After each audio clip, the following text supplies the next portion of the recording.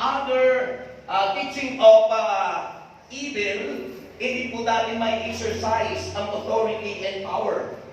We cannot exercise authority and power if our faith is not pure.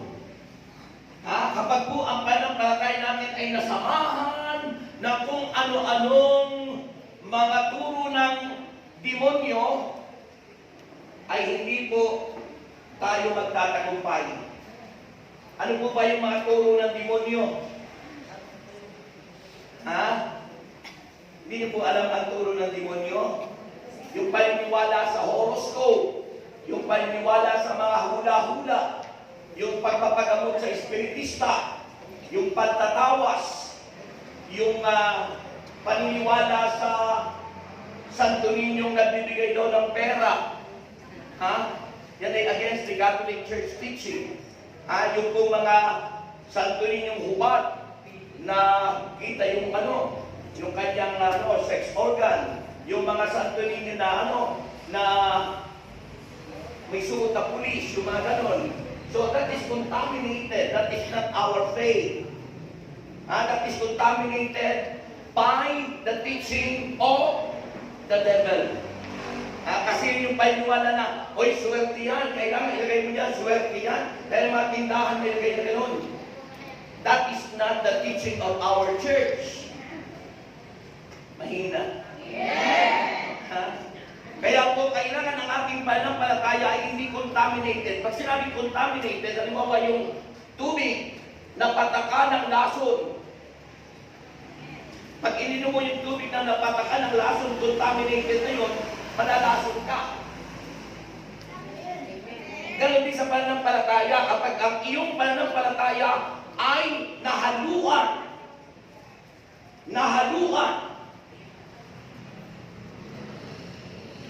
ng aral ng dyablo, kala mo mapupunta ka sa langit, hindi pala. Sino gusto pumunta sa langit? Ba't ayaw dumaas itong iba? Sino gustong makarating sa langit? Gusto nyo mayroon na? Okay. So, yung po mga kapatid ko. So, mahalaga po yung tunay na pananampalataya, yung living faith, yung buhay, yung saving faith, yung pananampalataya na kapagliligtas. Kasi hindi lahat ng pananampalataya ay genuine. Ang ibig sabihin ng genuine, totoo.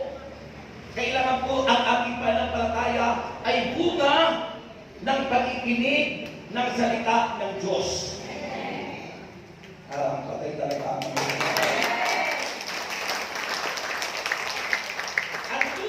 pananampalataya ay bunga ng pakikinig ng salita ng Diyos. Sabi po ng Ephesians chapter 6, mula po sa verse 11, ito ang sabi ng Biblia, para hindi kayo makontaminate ng other teaching, kasi pag naghalo yung teaching ni Christ at yung teaching ng devil, ay hindi po tayo makapapasok sa langit.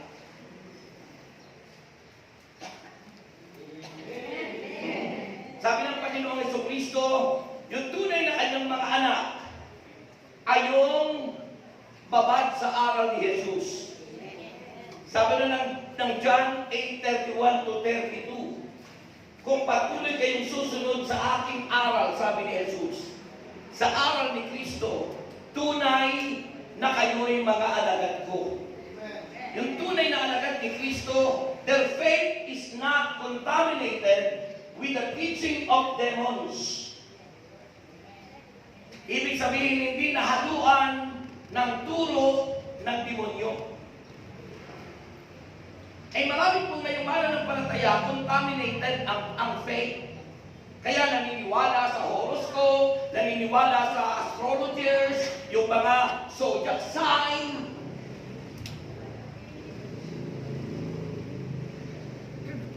Naniniwala sa swerte.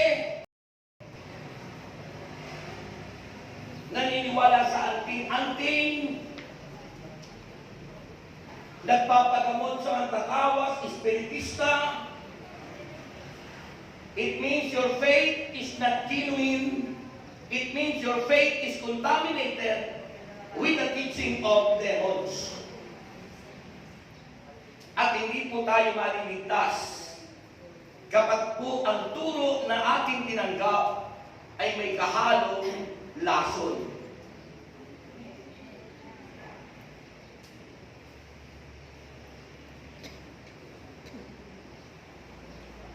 Ephesians chapter 6, verse 11. Isuotin niyo ang buong kasukutang pandigma na kaloob ng Diyos upang mapaglabanan ninyo ang mga pakana ng dyablo. Alam niyo po, ang demonyo po'y galit na galit sa mga taong ginagamit ng Diyos. Kaya yung mga bagong Kristiyano, matuwa kayo kapag kayo may pagsubok. Matuwa po kayo kapag kayo inuusig. Sapagkat nangangahulugang totoo ang inyong pananampalataya kay Kristo. Sabi ng Matthew chapter 5 sa, I think verse 13 or 14, magdiwang kayo at magalak. Sapagkat malaki ang gantimpala na naghihintay sa inyo sa langit. Mas masarap yung gantimpala ni Kristo. Dahil yung gantimpala niya ay sa langit. Pero yung pinapangako ni Satanas ay sa impyerno. Amen. Amen. Ang natitisig daw po ng dyablo are those people or Christians, mananampalataya na, but they don't believe in hell. Hindi naniniwala sa impyerno. Mga taong Kristiyano na may pananampalataya daw, pero they don't believe in heaven and hell. Hindi naniniwala sa langit at sa impyerno.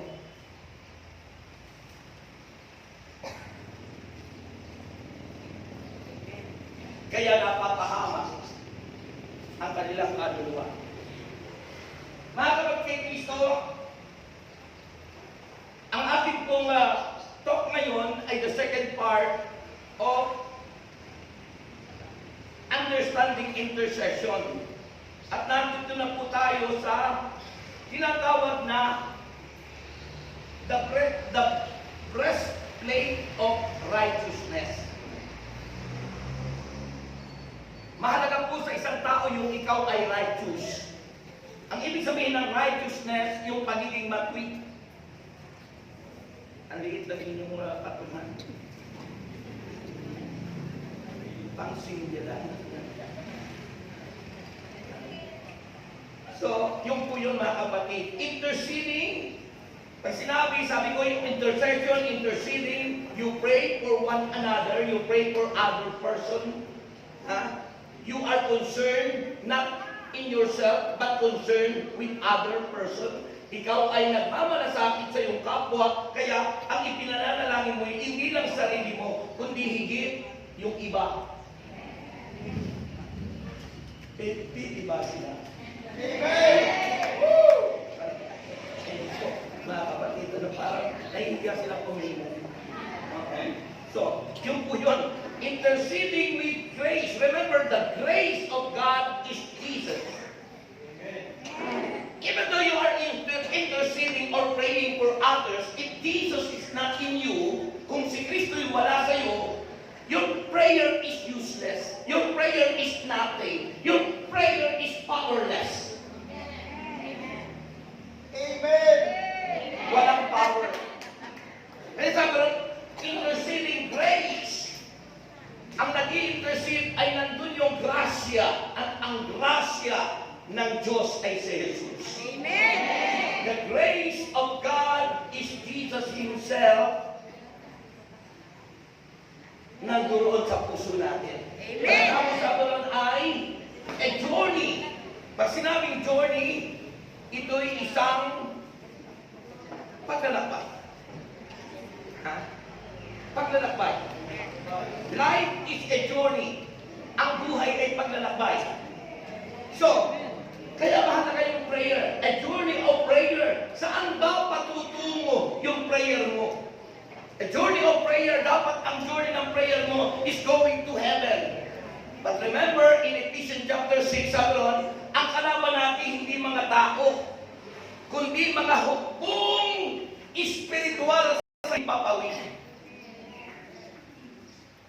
Hukbong espiritual sa ipapawid. Ibig sabihin po, mga kapatid, pag tayo nananalangin at wala yung grace ni God sa puso natin, si Kristo, yung prayer mo hindi breakthrough, hindi magdidirekta sa langit.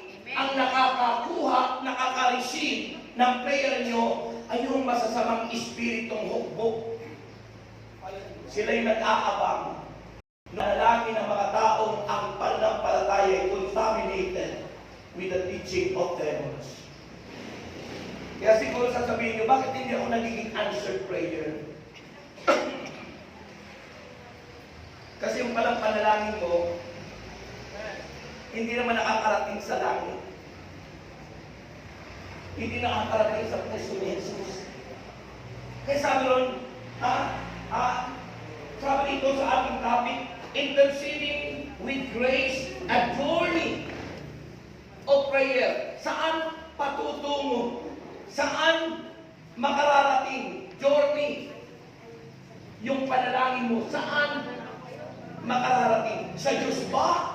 O doon sa evil spirit? Baka hanggang kayo sa milaging iwa. Baka hanggang kayo sa milaging panalangin natin. Hindi sa Diyos. Okay. So, a journey of prayer, and pag nandun sa tumpak na Diyos, may pag-asa. Hope. Sabihin niyo, hope. Hope. Jesus is our hope.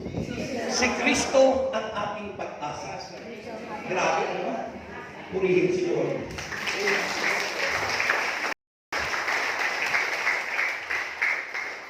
So, yun po ang ating pag-uusapan ngayon. Siguro mas masarap yung hinay-hinay. Alam mo yung pagsasalitang banayan, nakaka-penetrate sa puso. Nagpe-penetrate. Tumadalo. Kagawad, panalo ka na. Alam niyo, kapag kayo may anak o pamilya niyo, tapos lagi kang galit sa pagsasabi sa anak mo, hindi niya matanggap yung sinasabi mo. Pero kung kakausapin mo ng manayan, with love, yung sinasabi mo, dumadaloy sa kanyang puso. Kaya hindi sa mag-asawa. Kung laging galit sa asawa mo at hindi mo kinakausap ng tama, talagang matutulog kayo laging magkatalikod. Pero kung tama yung hindi pa ipag-usap, it penetrates in your heart. Ito'y pumapasok sa puso ng bawat isa sa atin. Grabe po yung inyong sa Diyos. Amen!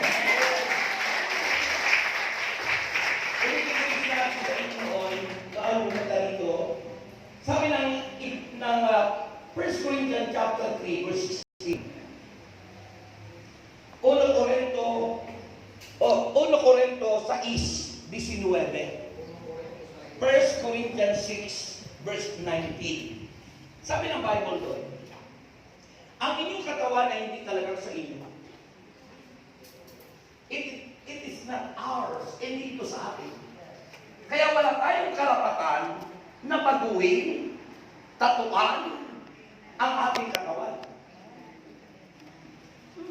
Ay baka sabihin nyo, ay uso naman yan eh, passion. Oh yes, passion ngayon. But remember the Bible, it tells us that do not conform any longer to the pattern of this world. Huwag kanya kayong aayon sa takbo ng mundo. Pag sinabi mong passion naman yan eh, ibig sabihin, sumasakayin ka sa mundo. And your faith is contaminated. Ang pananampalataya mo ay contaminated. Because your faith is not focused on the right teaching of Christ. Because the right teaching of Christ, our body is His temple. Ang ating katawan ay temple ng Diyos. Pinili ng Diyos ang ating katawan. Ito'y pag-aari niya. Kaya wala tayong karapatan sa ating katawan. Ito'y dapat igalang, irespeto, at bigyang karangalan ng Diyos. Kaya sabi doon ang banal na kasulatan, 1 Corinthians 6:19, dahil ito'y binili ng Diyos ang ating katawan, sabi niyo doon, kaya gamitin niyo ang inyong katawan upang maparangalan ang Diyos. Ang katawan ko kasama yung kamay, kasama yung bibig, kasama yung paa, kasama yung ilong. Lahat gamitin nyo sa pagpupuri at pagbibigay karangalan sa Diyos. Kaya pala marami na i-scroll ngayon ay dahil ayaw ipalagpak yung kamay sa Diyos.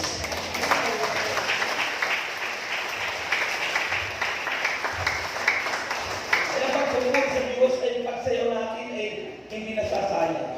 It glorifies God na apat kay Kristo. Kaya, ano ang sinasabi ng banal na aklat, mga kapatid? Ano ang sinasabi ng ating pong pinag-usapan? Sabihin niyo, righteousness. Anong saysay ng isang taong nag-aaral kung sa pamumuhay niya hindi siya righteous? Sabi ng Bible, the prayer of a righteous man is powerful and effective. Kaya nagiging effective and powerful ang ating prayer if you live in this world living in holiness, living in righteousness. Kabananan, pagkamatuwid. Yes, Brother Rex, all have sinned. Lahat ay nagkasala. Wala namang hindi. Romans chapter 3 verse 23, lahat ay nagkasala. Walang sino mang karapat-dapat sa paningin ng Diyos. Lahat tayo'y naging makasalanan. Sabi po ng Romans chapter 3 verse 23, pakinggan niyo po ako. Sabi ng Bible, all have sinned, past tense. In other words, past tense, nakaraan na natin yun. Na lahat ay nagkasala. Hindi sinabing lahat ay magkakasala, kundi lahat ay nagkasala.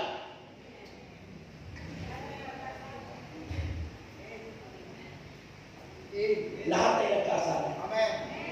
Kaya nga bumaba si Kristo ito, para tayo ay hindi na magkasala. Dahil sa ating mga kasalanan, tayo ay nasanla kay Satanas.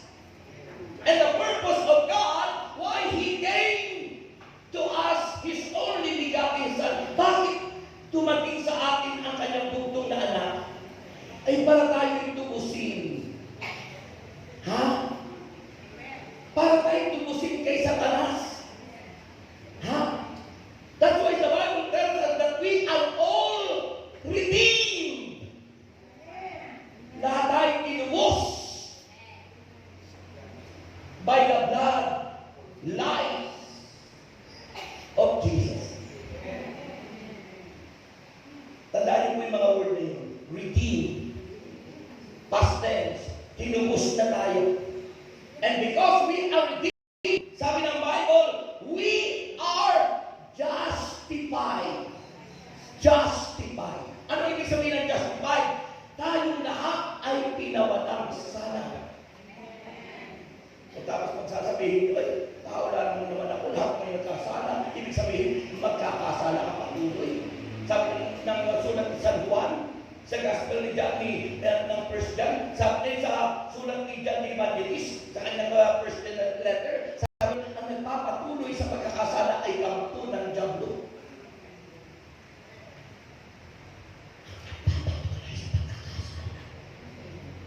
Ang nagpapatuloy sa pagkakasala ay kampon ng diablo. Oh, eh pag nabasa niyo yun, at nagpatuloy ka sa pagkakasala, kasama ka doon. Ang nagpapatuloy sa pagkakasala ay kampon ng diablo.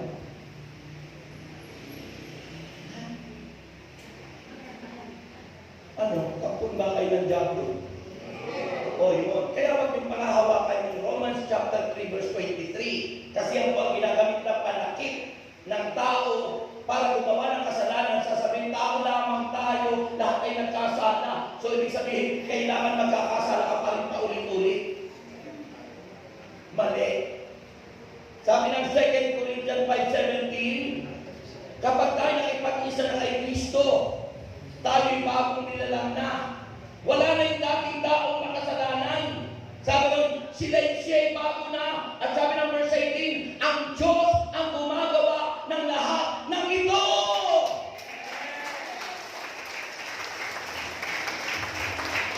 So ang ating panghawakan, tayo'y born anew. Binago na tayo, pinanganak na muli, nakipag-isa kay Kristo, at kailangan mapagtagumpayan natin ang kasalanan. Di ba nabanggit din sa pagka-PLSS, saan ba tayo nililigtas ng Diyos? In the power of sin, in the bondage of sin, and in the penalty of sin. Iniligtas tayo ng Panginoon sa kapangyarihan ng kasalanan. Kaya kung hindi ka ligtas sa kapangyarihan ng kasalanan, patuloy ka magkakasala. Kaya nandun ka sa bondage, pagkaalipin ng kasalanan. Pero kung tayo ligtas, hindi ka magiging alipin ng kasalanan sapagkat ayaw mong ikaw ay maparusahan sa penalty o kaparusahan, kabayaran ng kasalanan ay kamatayan.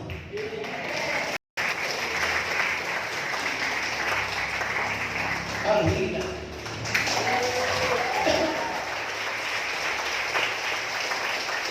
Yung sinasabing kabayaran ng kamatayan espiritual, pagkawalay sa Diyos. At ang tao na walay sa Diyos, ikaw ay walay kay Kristo. Pag iwalay ka kay Kristo, ang pupuntahan mo ay impyerno. At pag ikaw ay nasa impyerno, yun ang sinasabing second death, pangalawang kamatayan. Sabi ng Revelation 21 verse 8, malagim ang kasasapitan ng mga duwag. Ang mga duwag yung ayaw lumapit sa Diyos, yung ayaw kumilala sa Diyos, mga duwag yun. At sabi ng mundo, ang duwag, yung ayaw kang makipaglaban, ayaw kang makipagsundukan.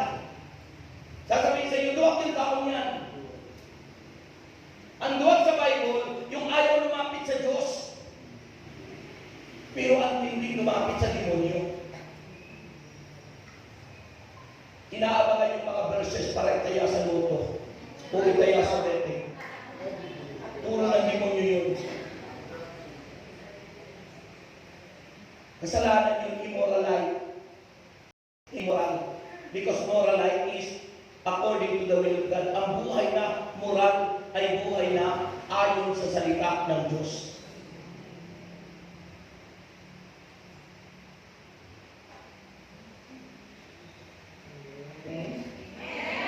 So, nakikita niyo po mga kapatid kay Kristo, sabi ron, malagim ang kasasapitan ng mga duwag. Ako dati duwag noon, ayaw kong lumapit sa Diyos. Mga taksil. Ang mga taksil, hindi yung tulad ng iniwan mo yung kasama mo, taksil ka. Pero sa spiritual, ang taksil, yung pinagpapalit mo ang Diyos doon sa horoscope, doon sa anting-anting, doon sa paniniwala sa mga hula-hula, ang nagiging Diyos mo yung pinaniniwalaan mo. Contaminated yung pananampalataya. Ibig sabihin, you are not faithful. You are not righteous. Kaya anong sabi ng Bible? Malagim ang kasasapitan ng mga duwag, mga taksil. Yung pinagpapalit ang Diyos sa iba.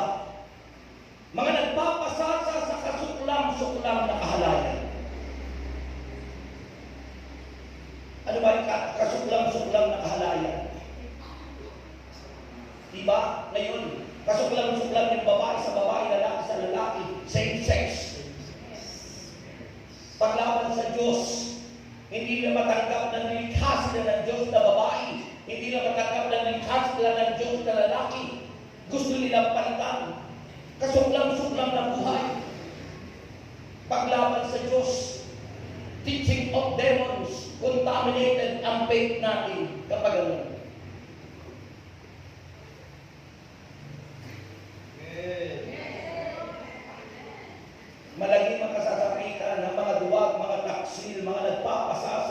sa kasuklang-suklang na kahalayan, mga mamamatay tao. Ang mga mamamatay tao, sabi ni John the Evangelist, yung ikaw ay magalit lang sa iyong kapwa, kabilang ka sa mamamatay tao. Mga mapakiapid, mga sumasamba sa Diyos-Diyosan, mga mangkukulam. Sabi nun, basahin niyo Revelation 21 verse 8.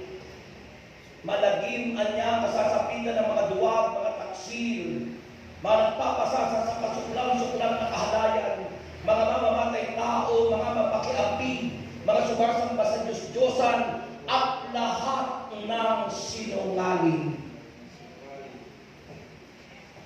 Iwasan po at dapat mapagtagumpayan ang kasinungalingan. Ano ang sabi ng Bible? Silang lahat ay ibubulig sa lawa ng naglalagablab na asupre na siyang ikalawang kamatayan. Patay ka na, pinapatay ka pa uli, pero hindi ka mamatay-matay sa impyerno dahil pag-aari ka na ni Satanas. Mahirap po pag tayo naging pag-aari ni Satanas because of your faith is contaminated by his teaching. Nahamuan ng turo ng Diablo. Dapat po ang ating turo ay ang turo ni Kristo, ang salita ng Diyos. At yan ang dapat po natin tandaan. Sasabihin ko sa inyo kanina, sabi ko kanina, hindi po lahat ng Santo Niño ay accepted ng simbahan natin. Dahil may mga ginawa ang turo ng mundo na ginawa na iba-ibang costume, kasutan, mayroong may sambar na may mga pera-pera, swerte daw. Hindi po yung turo ng simbahan. Ang turo ng simbahan po ay original. Iitahan ko sa, alam niyo ang problema po natin, lack of wisdom. Sabi ng Biblia, ni Propeta Hosea, Hosea chapter 4 verse 6, my people are perished and destroyed for their lack of knowledge. Kawalan ng kaalaman sa salita ng Diyos. Kapag wala tayong kaalaman sa salita ng Diyos, akala natin tama, pero hindi pala tama. At hindi lahat ng mabuti ay tama. Kailangan yung tama lagi ang ating panghahawakan. Pag sinabing tama, truth, katotohanan, sapagkat ang katotohanan ang magpapalaya sa atin. Halimbawa, kung ikaw sa paingin nyo ngayon, hindi pinanggap ang teaching, hindi kayo lalaya sa paniniwala sa horoscope. Pag hindi nyo tinanggap yung teaching ni Kristo rito, hindi kayo makakalaya sa paniniwala sa mga mangkukulang mo, mandatawas o zodiac sign. Ano mo yung zodiac sign, di ba? Ginagamit yan ng mga Chinese doon sa anong tinatawag punsoy. Pati taon binabago, year of the dragon daw, year of the dog, year. You know, as Christian, always we are in the year of the Lord Jesus Christ. Ang hina. Sugatin ninyo, righteousness. So, kapag po tayo naniniwala sa mga bagay na yun, wala tayo sa estado ng righteousness, ng pagiging matuwid. Yes, hindi po natin sinasabing tayo matuwid na ngayon, but we are aspiring and desiring the desire of our heart to be righteous. Dahil kung dapat tayo magpunta, ang langit po ay lugar ng mga righteous. Ang langit ay lugar ng mga banal. Hindi po pwede doon ang mga hangal. Sa langit po ay walang chismisan.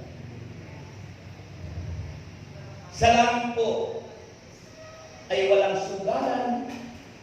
Sa langit po, wala ang nakikita niyo dito sa mundo. Sapagkat sa langit ay lugar ng mga taong nakipag-isa at namuhay ng gaya ng Jesus. Ang hina. Amen!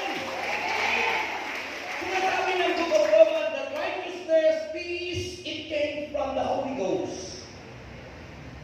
Because righteousness, it is not ours, hindi sa akin. It is the righteousness of God. At yun ay mapapa sa atin lang kung tayo susunod doon sa nais niya. It means to say that righteousness and holiness is from God. It is already imparted to those people who are aspiring to be like Jesus. To be like God. Ang hina.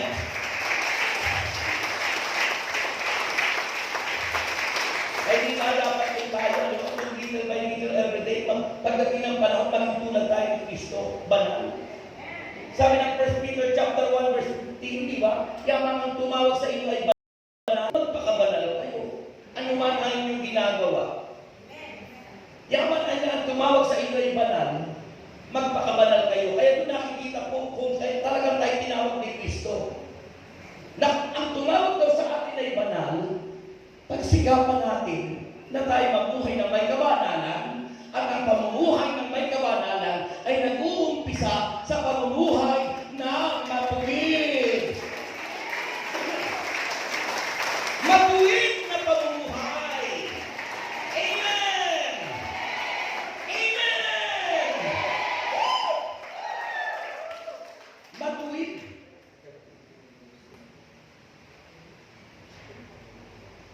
At yun ay mula sa Diyos. Ibinabahagi, ini-impart sa atin, ibinabahagi ng Diyos. Diba sinasabi naman ng banal na aklat, alam na niya kung sino yung sa Kanya. God is all-knowing God. Kilala ng Diyos tayong lahat kung sino ang tunay na sa Kanya. At yun ay yung mga taong nagmimithi na mamuhay ng may kabanalan, mga taong nagmimithi na mamuhay ng matuwid sa araw-araw, minuminuto, oras-oras ng paglalakbay natin sa buhay.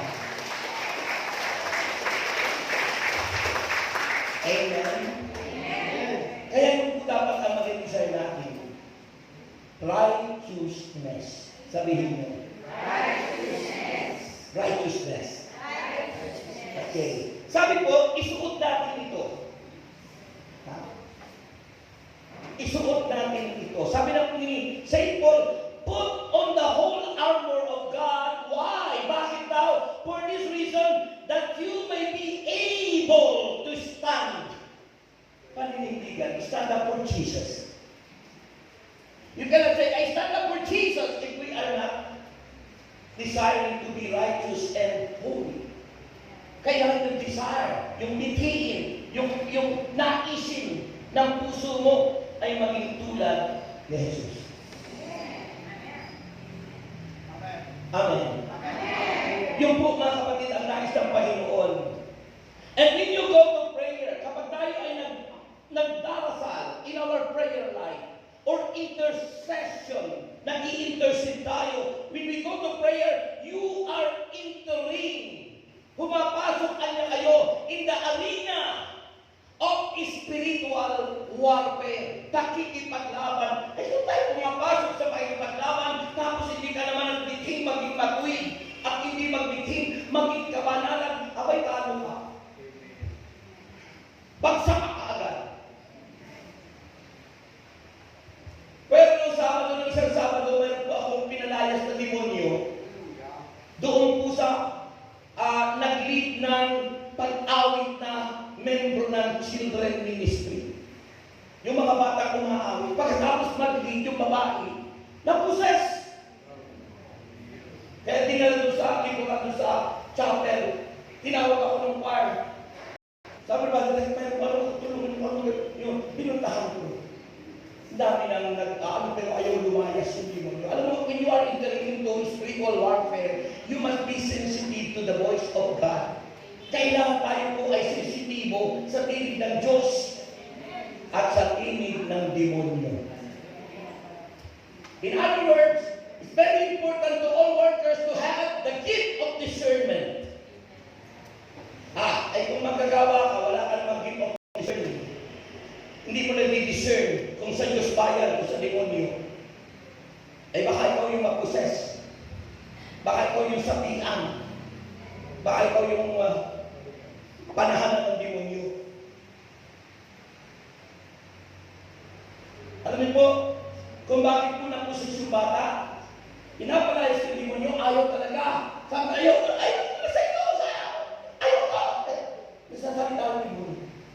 Nagsasalita yung masamang espiritu sa pamamagitan ng tao. Kasi ang Diyos, gumagamit din ng tao para marinig yung tinig niya. Yung demonyo, yung masamang espiritu, gumagamit ng tao para marinig yung kanilang tinig.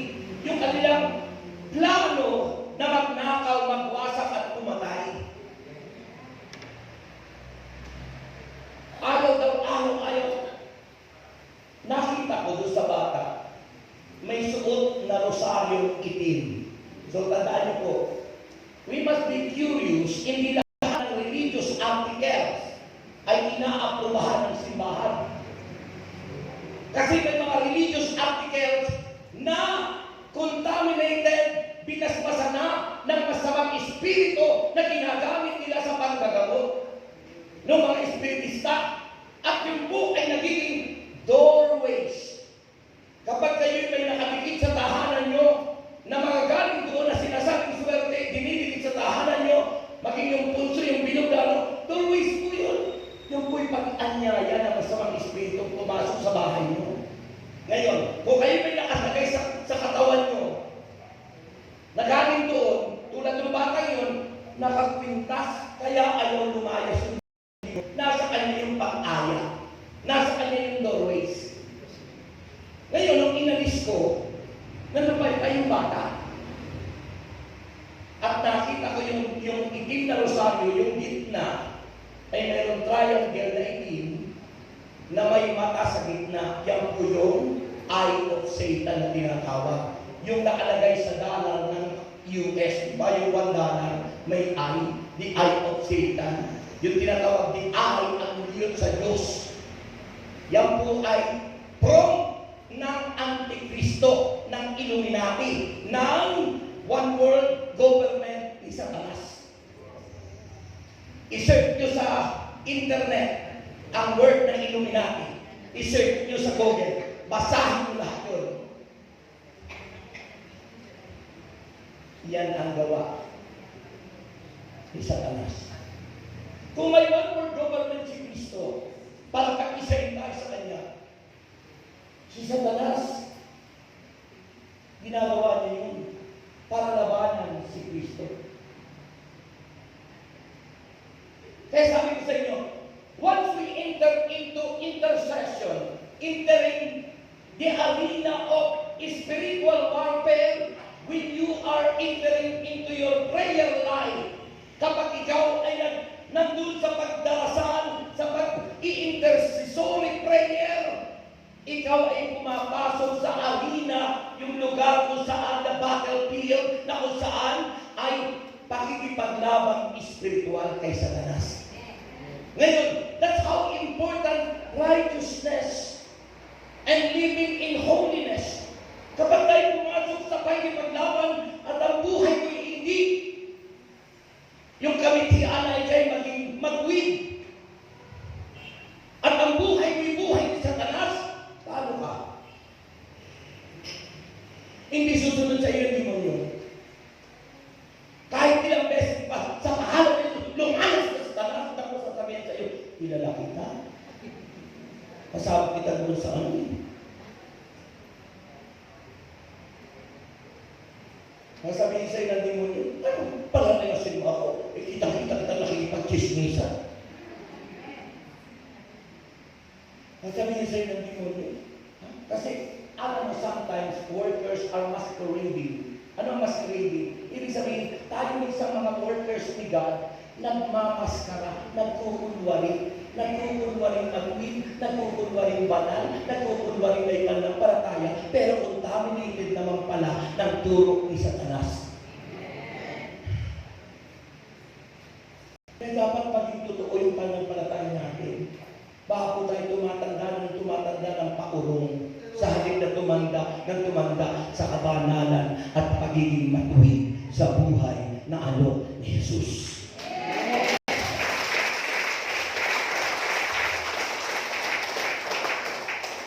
Ganun lang ba po kalakas yung palakpak?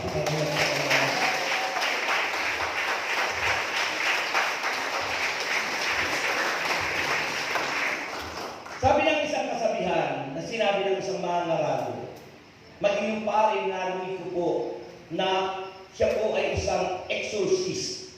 Pinapakinggan ko po. Doon po galing yung sinabi ko sa inyo na hindi lahat ng santo ninyo ay accepted ng simbahan.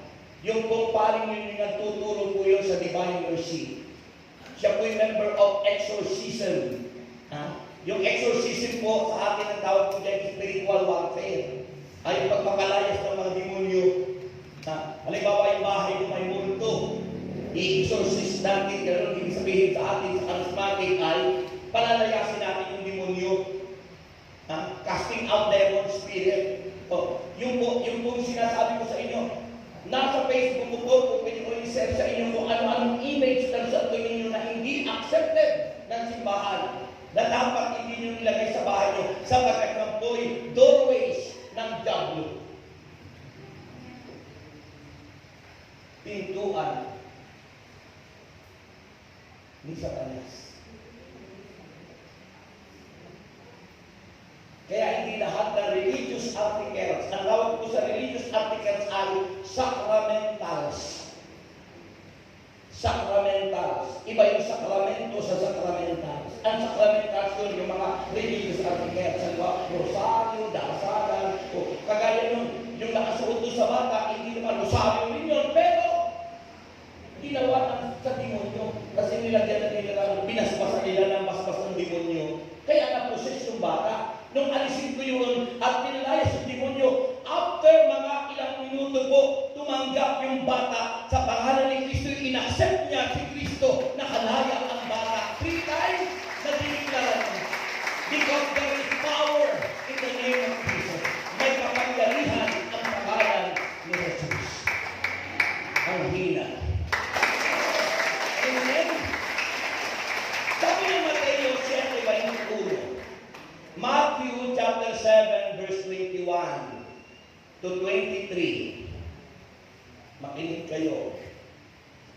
Sabi po ng Bible, hindi lahat ng tumatawag sa akin ng Panginoon, Panginoon ay papasok sa kaharian ng langit. Hindi raw lahat ng tumatawag. Halimbawa, nagdarasal ka na. Ama namin sumasalang ka sa bahay na kanan mo. Pero, yung faith mo contaminated, may halo na lason. Darasal ka naman. Kaya sabi ng Bible, hindi lahat ng tumatawag sa akin, Panginoon, Panginoon, ay papasok sa kaharian ng langit, kundi yaon lamang sumusunod sa kalooban ng Amang nagsugo sa akin. Yung kalooban ng Ama ay ang salita ng Diyos. Si Kristo. The Word of God is Jesus.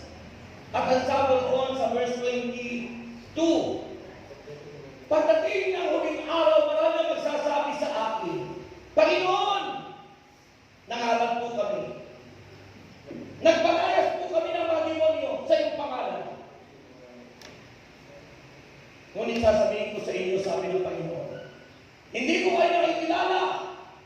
Lumayo kayo sa akin, mga kapagawa ng masama. May faith, nakapagpapalayas ng demonyo, pero contaminated ang pananampalataya ng turo ng diablo. And because of contaminated, nangangaral na, pero nandun pa rin sa pangangaral sa paggawa ng kasalanan, nakabunduhan. Naglilingkod na sa Diyos, pero ang ginagawa niya sa araw ng iba ay kamunduhan. Yes, nagpagaling, nagpalayas. That's good because of the power of the word. Yung pinuklaman namin salita.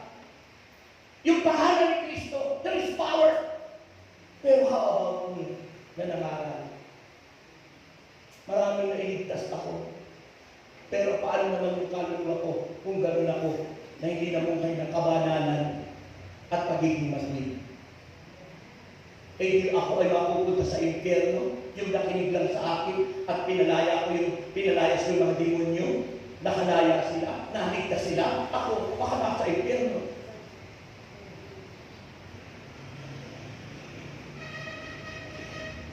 Kaya tayo po mga lingkod ng Diyos, huwag natin akalain na tayo mapupunta agad sa langit. Dahil ang pagpunta sa langit ay paglalakbay. Baka mamay maligaw ka sa iyong daan.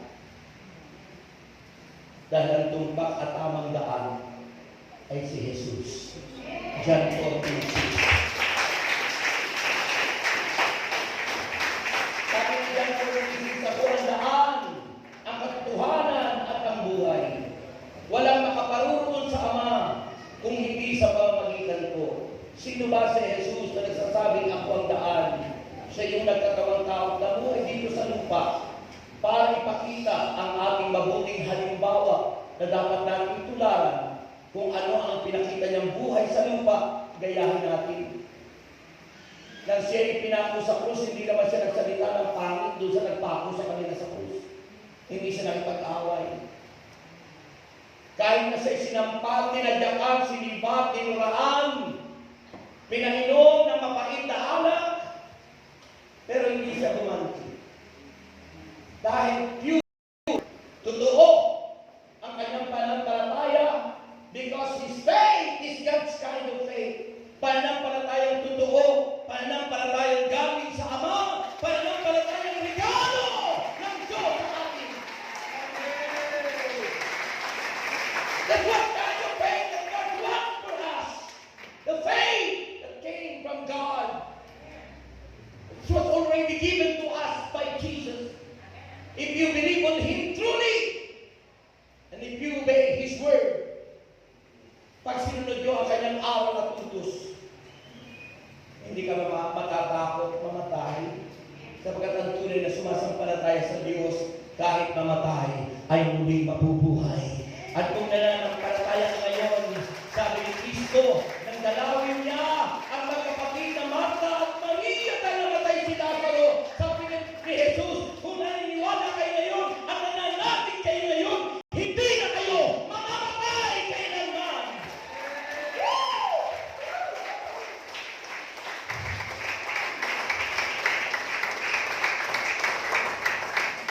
Amen.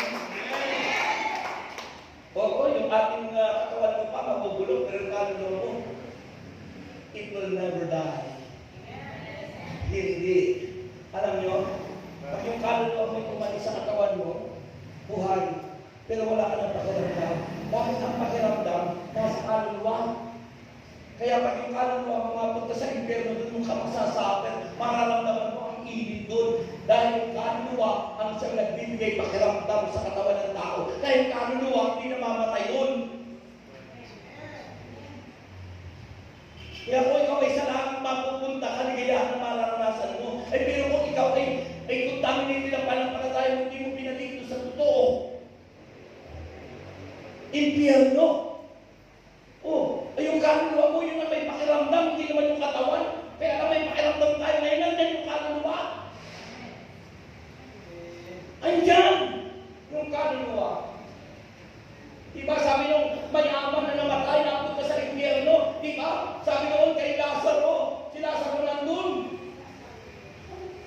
Tumatagis yung mayaman, at sabi, Abang Abraham, pwede naman po, pabalikin niyo si Lazaro doon. Dahil ako naghihirap dito sa napakainit na apoy. Isipin mo, nararamdaman nila yung init. Dahil yung kaluluwa ay pakiramdam. Yung nagbibigay pakiramdam ng kaluluwa. Kaya pag umalis na yung kaluluwa mo dyan, kahit nagtali na ng pinong-pino yung katawan mo, walang pakiramdam yan. Dahil wala na yung kaluluwang may pakiramdam, may five senses. Kaya, pakita tayo nagiging aware. Ang Diyos aware, gusto niyang iligtas ang ating kaluluwa. Dahil ang katawang lupa'y mabubulok, dahil yan ang kabayaran ng pagkakasama natin para tayo palitan. Sabi ng 2 Corinthians, papalitan ni Kristo ang katawang nabubulok ng katawang hindi nabubulok, katawang panalangin. At tayo'y makakasama ni Jesus. Sabi ng 1 Thessalonians chapter 4, sabi nun, at tayo'y makakasama ni Jesus sa kanyang pagbabalik, magpagkailanman. Pamaya na po kayo yung antukinay. May na akong matulog. Sapagkat masarap po, magpagkailanman, ikaw pa rin.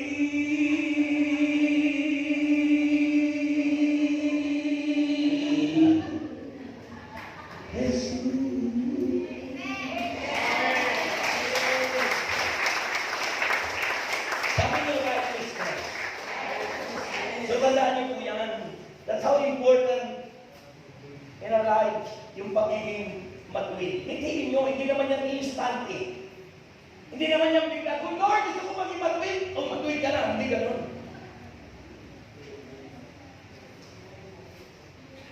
That is also a journey. Parang ang naglalakbay yun, mapapansin mo, dahan-dahan, hinay-hinay. Parang yung mga bakla. Hindi naman biglang nagiging lalaki ka agad eh. May proseso. Nagbabago. Dahan-dahan. Basta kanunay. Okay? Sorry, diba? Yung pagiging chismosa, sinungaling, dahan-dahan yun. Hindi naman yung biglang mawawala ka agad eh. Basta the desire of your heart is to be righteous and to be holy. Doon titingnan ng Diyos ang iyong puso. At pag yun, sabi nga, kung ano ang iyong isipin at sabihin, yun ang mangyayari sa iyo. Kaya isipin nyo ngayon. Okay, kaya yung kamay sa isip. Isipin nyo ngayon na gusto mong maging matuwid. Isipin mo ngayon na gusto mong maging banal. Righteousness and holiness. Kung ano ang inyong isipin at inyong sabihin na narinig ng Panginoon, yun ang mangyayari sa buhay natin. Amen. Purihin si God.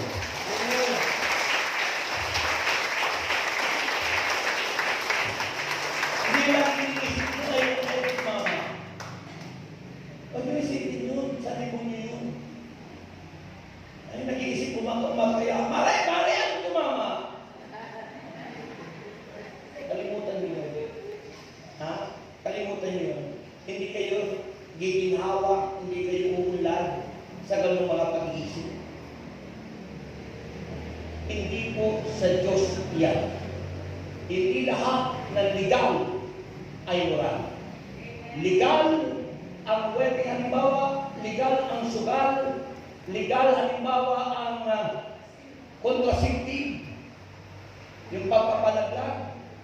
Legal, iniligalize nila ang same-sex marriage, nililigalize nila ang divorce.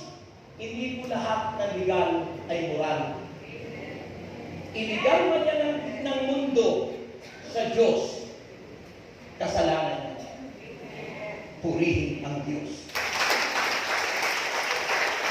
The economic righteousness is being with the Lord forever and obeying His will. Pagsunod sa kanyang kalooban. Dahil yan ay napakalaga in intercession. Dasal ka pa ng dasal, hindi naman pala ikaw ligtas. Dahil hindi ka lang mumuhay na matuwid. Dasal ka nga ng dasal. Yung ginagawa mo naman, hindi tama. So, mahalaga yung righteousness. So, ano sabi po na banal na siguro po ay ito'y mga 5 buwan pa bago matapos. Naumpisa natin yung nakaraan at may continuation ngayon. So, when you go to prayer, you are entering the arena of spiritual warfare. And you will attack. Aatakihin ka ng demonyo ng masamang espiritu. Kasi galit na galit ang diablo at ang masamang espiritu kapag ikaw ay nagdinitin maging matuwid at manan. Dahil ayaw ng demonyo, ayaw ng mga ni Satanas na ang mga tao'y magmithi ng kabanalan at mamuhay ng matuwid. Ayaw po yan ni Satanas. Bakit siya po ang ama ng kasinungalingan?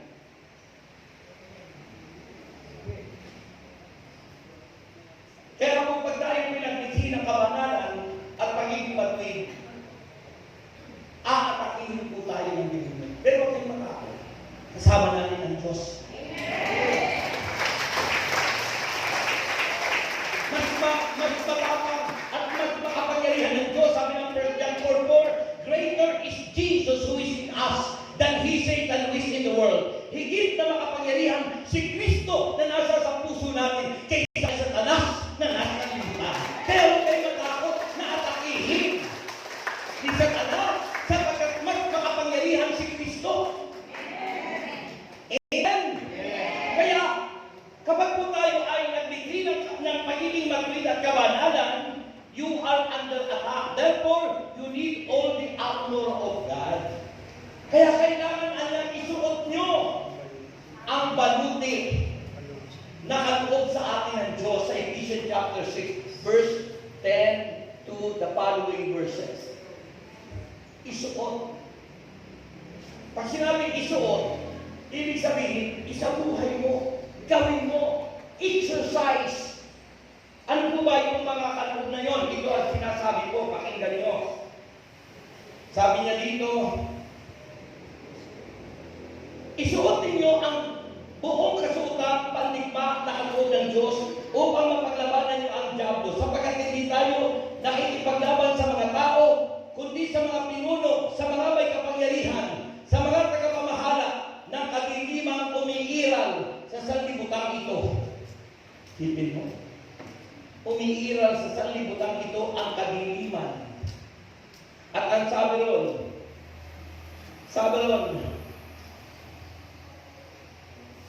sapagkat hindi tayo nakikipaglaban sa mga tao, kundi sa mga pinuno, sa mga may kapangyarihan, sa mga tagapamahala ng kadiliman umiiral sa sanlibutan ito, sa mga hukbong espiritual ng kasamaan sa ipapawid. Kaya't gamitin ninyo ang kasuotang pandigma na mula sa Diyos, sa gayoy makatatagal kayo sa pakikipaglaban pagdating ng araw na sumalakay ang masama, upang pagkatapos ng labanan ay matatag pa rin kayong nakatayo.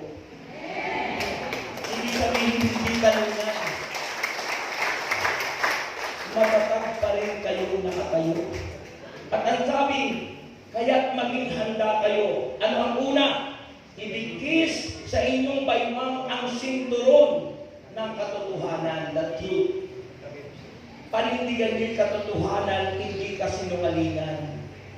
Pagkatapos, isuot sa